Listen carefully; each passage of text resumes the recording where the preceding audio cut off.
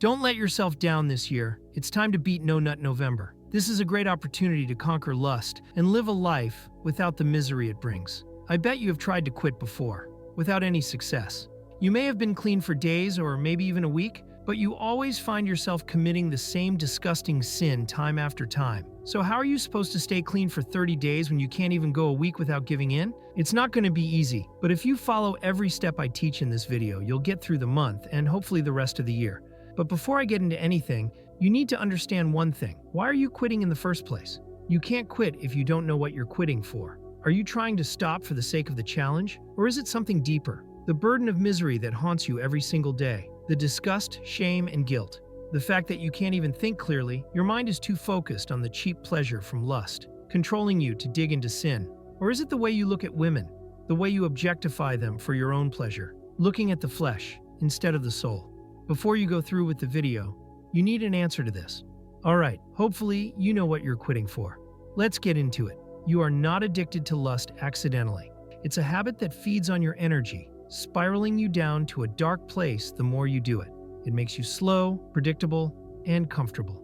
The exact environment an addiction needs to thrive. You think you receive pleasure, but that's not the reality. You feel pleasure for a few seconds, then the pain comes in an instant. The regret, shame, and disgust. Lust is a trap disguised as pleasure. That's what you need to realize. Right now, lust has you in chains, but that's why you have to break free. And you do that by detaching yourself from it and making it meaningless. You have too many emotions connected to lust. You feel pleasure when you're doing it. You get frustrated when you relapse, and you feel joy when you've been off it. I will tell you right now why this matters. Emotions are the reason lust sticks. Lust feeds on your energy and thoughts, and emotions are the biggest contributor to giving it energy. The worst part is that it doesn't matter if it's a positive emotion like joy from not digging in, or a negative emotion like being mad for relapsing.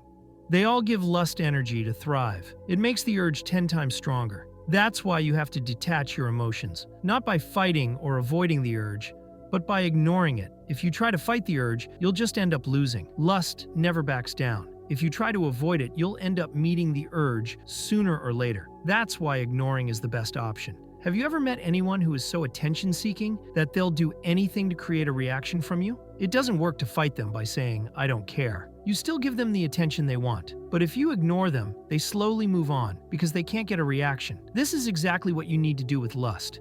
If you feel an urge coming, try to look at it from a neutral standpoint, acknowledging that the urge is there, but don't have any emotions towards it. Don't do anything about it. Don't get frustrated. Don't think about the pleasure. Simply ignore and forget the urge. Keep on doing whatever you just did, but if the thing you were doing gave you the urge like watching a girl on TikTok, then quickly do something else, like playing games or taking a walk. Without attention or emotions, lust can't grow.